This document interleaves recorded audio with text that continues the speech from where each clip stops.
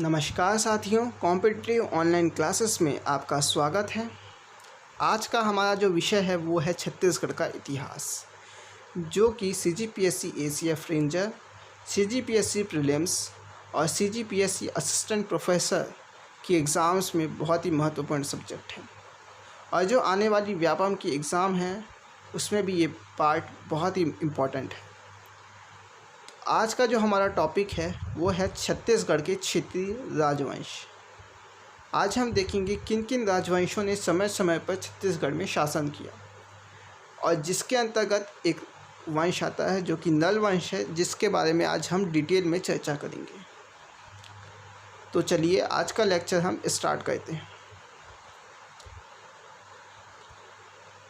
महत्वपूर्ण क्षेत्रीय राजवंश जिन्होंने छत्तीसगढ़ में राज किया वे इस प्रकार हैं। जैसे पहले हैं नल वंश, दूसरा राजश्री तोल्य वंश, शरभपुरी वंश, दक्षिण कौशल में पांडु वंश, बस्तर नाग वंश, सोमवंश, कलचुरी वंश, पांडु वंश और आखिरी है पर्वत द्वारक वंश। तो चलिए आज का जो हमारा टॉपिक है नल वंश वो हम चालू करते हैं। नल वंश के बारे में देखें तो इसका आदि पुरुष राजा नल को माना जाता है, जिसके आधार पर इसका नाम पड़ा नल वंश, जिसने 4वीं से 12वीं शताब्दी में छत्तीसगढ़ में शासन किया। साम्राज्य विस्तार की बात करें तो नल वंशों का साम्राज्य विस्तार चक्रकोट ब्रह्मकोट वाला क्षेत्र था, जो कि बस्तर में आता है, जिसकी राजधानी पुष्करी थी, जो कि बीजापुर जिला के अंतर्गत जो भोपालपट्टनम का क्षेत्र आता है उसके अंतर वो थी। और इसके संस्थापक छत्तीसगढ़ में नल वंश के संस्थापक राजा शिशुक को माना जाता है। भारत के इतिहास के आधार पर वायु पुराण और ब्राह्मण पुराण के आधार पर नल वंशी शासकों को पौराणिक वंश का माना जाता है, जिसने अपना शासन कौशल प्रदेश में किया।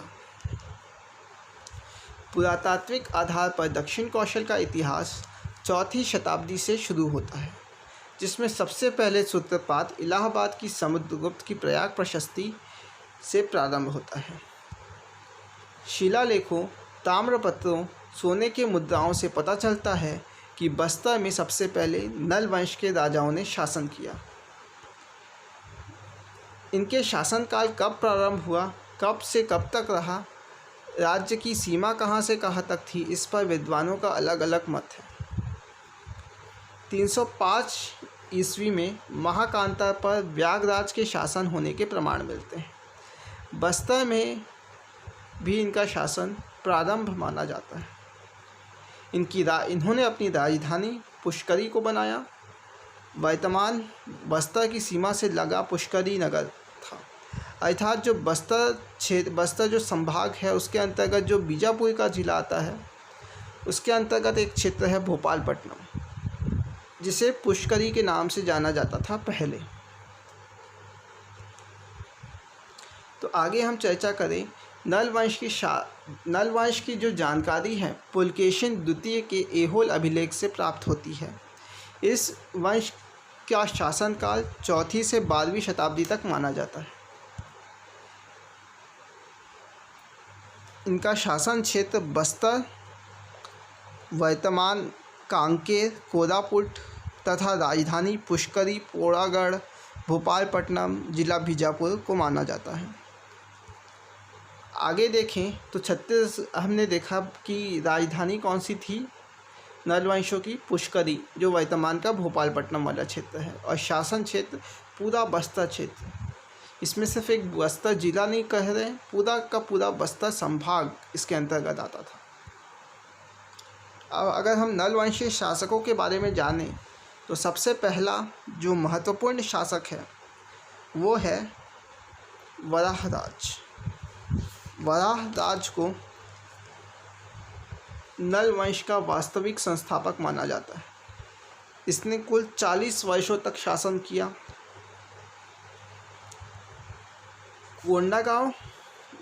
कोंडागांव तहसील कोंडागांव तहसील के इडंगा ग्राम में वराहराज के 29 स्वर्ण मुद्राएं प्राप्त हुई हैं। मिराशी के लिपि शास्त्र के अनुसार वराहराज को भावदत्त का पूर्वज माना गया है। राजिम अभिलेख में विरूपाक्ष और पृथ्वीराज के बारे में जानकारी मिलती है। आगे हम चर्चा करेंगे पृथ्वीराज और विरूपाक्ष के बारे में। इसकी जानकारी राजिम अभिलेख से प्राप्त होती है। फिर आगे जो अगला महत्वपूर्ण शासक है वो है भवदत्त वर्मन। भवदत्त वर्मन इस वंश का सबसे प्रतापी शासक माना जाता है। इसकी जानकारी इनके सिक्कों से प्राप्त होती है। इन्होंने वाकाटकों से युद्ध किया। इनकी जानकारी रिद्धिपुर ताम्रपत्र के अनुसार भवदत्त वर्मन जो शासक थे उनकी जानकारी रिद्धिपुर ताम्रपत्र से प्राप्त होती है। रिद्धिपुर ताम्रपत्र के अनुसार राजा वाकाटक जो राजा थे नरेंद्र सेन को इन्होंने युद्ध में पराजित किया और उनकी राजधानी वाकाटकों की राजधानी क्या थी? नंदीवर्धन। नंदीवर्धन जो कि नागपुर के क्षेत्र के अंतर्गत आता था उसे तहस नहस कर दिया। इन्होंने अचाली भट्टारिका, पल्लव वंश की राजकुमारी थी अचाली भट्टारिका से विवाह किया और इनकी उपाधियां जाने तो इनकी उपाधियां थी महाराज, महेश्वर और भट्टारक। ये शैव के उपासक थे, ये शिव शंकर के उपासक थे, या हम सीधा कहें तो ये शंकर के उपासक थे। आगे जो इनके पुत्र होते हैं, इनके 2 पुत्र होते हैं। पहले पुत्र जो थे वो अर्तपति थे, दूसरे पुत्र स्कंदवर्मा। अर्तपति भट्टारक के बारे में देखें तो अर्तपति भट्टारक की जानकारी केसरी बेड़ा वह पंडरिया पाथर ताम्रपत्र से मिलती है। इस ताम्रपत्र के अनुसार जो वाकाटक नरेश था अर्थात जो नरेंद्र सेन का पुत्र था पृथ्वी सेन, उन्होंने नल वंश के राजा अर्तपति भट्टारक को परास्त किया था युद्ध में। इसकी जानकारी हमें कहाँ से मिलती है? इसकी जानकारी केसरी बेड़ा व पंडिया पाथर ताम्रपत्र से प्राप्त होती है। अर्तपति भट्टारक ने सर्वाधिक सोने के सिक्के चलाए। इन्होंने महासेनापति की उपाधि धारण की। फिर उसके बाद जो अगला जो शासक आता है, इस समय जब इन्होंने पृथ्वी सेन के बारे में जान ले तो वाकाटक नरेश जो पृथ्वी सेन था उसे सोए हुए भाग्य को जगाने वाला भी कहा जाता है, क्योंकि इन्होंने अर्तपति भट्टारक को परास्त किया तथा इन्हें मार डाला। ठीक, तो अर्तपति भट्टारक को मार दिया तथा जो पुष्करी राजधानी थी इनकी उन्हें तहस नहस कर दिया, एकदम बर्बाद कर दिया उसकी राजधानी को। फिर अगला जो शासक आता है वो इसी का भाई रहता है। अर्तपति भट्टारक का भाई अर्तपति की मृत्यु के बाद शासन करता है। इन्होंने पुष्करी की राजगद्दी पर बैठा तथा 475 से 500 ईस्वी तक ये अपना शासन करता है।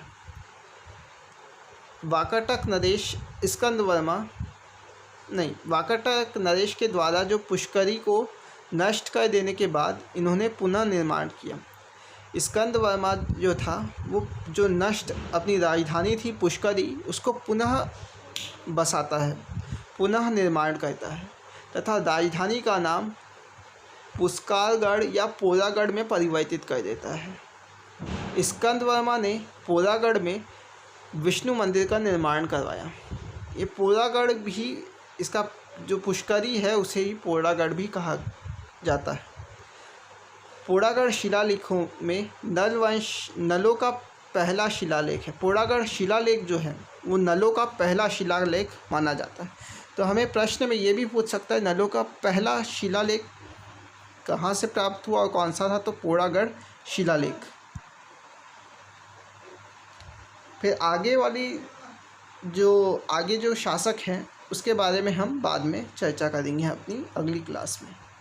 अगले जो शासक बने हैं वो है नंदराज। नंदराज कौन थे? स्कंद वर्मा के पुत्र थे, जो कि आगे चल के नल वंश के उत्तराधिकारी बने। इन्होंने अपनी शिक्षा नालंदा विश्वविद्यालय से प्राप्त की।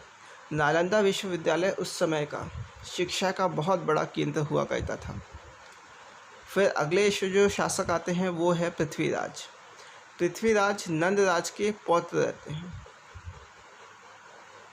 जिन्होंने 605 से 630 ईस्वी तक शासन किया। फिर आते हैं विरूपाक्ष। विरूपाक्ष जो थे पृथ्वीराज के बाद उनके पुत्र विरूपाक्ष राजा बने। विरूपाक्ष के बारे में जानकारी राजिम अभिलेख से प्राप्त होती है। विरूपाक्ष की तुलना सत्यवादी राजा हरिश्चंद्र से की जाती है। फिर अगले जो शासक बने वो है विलासतुंग। विरूपाक्ष के पुत्र विलासतुंग अगले नल वंश के शासक बनते हैं। ये विलासतुंग जो था ये विष्णु का उपासक था, जिसने कमल की खेती कराई, वह तालाबों का निर्माण कराया। कहाँ? राजिम में। राजिम में राजीवलोचन मंदिर इन्हीं के द्वारा बनाया गया, जो कि फ़ोटो में दिख रहा है। राजीवलोचन मंदिर पंचायतन शैली का सर्वश्रेष्ठ उदाहरण है। फिर राजीवलोचन मंदिर के बारे में एक चीज़ याद रखनी है, राजीवलोचन मंदिर में जो प्रसाद मिलता है उसे पीड़िया के नाम से जाना जाता है, पीड़िया। और जैसे कि अभी हमने चर्चा किया पृथ्वीराज, विरूपाक्ष और विलासतुंग के बारे में, इनकी जानकारी मिलती है राजिम अभिलेख से, जो कि गरियाबंद जिले में प्राप्त हुआ। फिर उसके बाद अगला हमको ताम्रपत्र के बारे में देखते हैं। ताम्रपत्र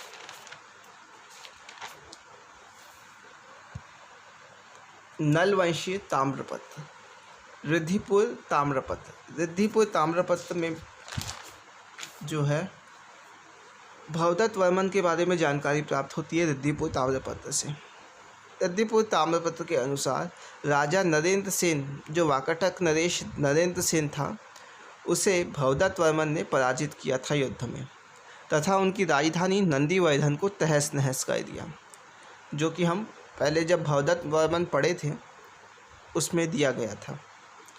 फिर अगला जो ताम्रपत्र है वो है केसरी बेड़ा ताम्रपत्र। इस ताम्रपत्र के अनुसार अर्तपथी, जो कि भवदत्त वर्मन के पुत्र थे, उन्हें पृथ्वीसेन, वाकाटक नरेश पृथ्वीसेन ने पराजित किया था युद्ध में, तथा उनकी जो राजधानी थी पुष्करी उसे बर्बाद कर दिया था, तहस नहस कर दिया था। फिर अगला जो अभिलेख प्राप्त होता है वो है राजिम अभिलेख, जिसे छत्तीसगढ़ के प्राचीन इतिहास का स्रोत माना जाता है।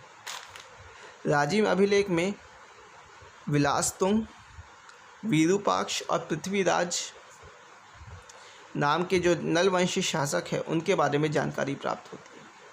फिर आता है पोड़ागढ़ अभिलेख, पोड़ागढ़ शिलालेख। पोड़ागढ़ शिलालेख में स्कंद वर्मा के बारे में जानकारी मिलती है। पोड़ागढ़ अभिलेख में स्कंद वर्मा के बारे में जानकारी मिलती है। तो आज का जो लेक्चर था वो यहीं तक था। ठीक है, अगर आपको हमारा चैनल पसंद आए तो लाइक कीजिए, शेयर कीजिए और बेल आइकन सब्सक्राइब बटन को क्लिक कीजिए, ताकि हमारा लेटेस्ट वीडियो लेक्चर्स का नोटिफिकेशन आपके पास जल्द से जल्द पहुंच जाए। चलिए, थैंक यू फॉर वॉचिंग।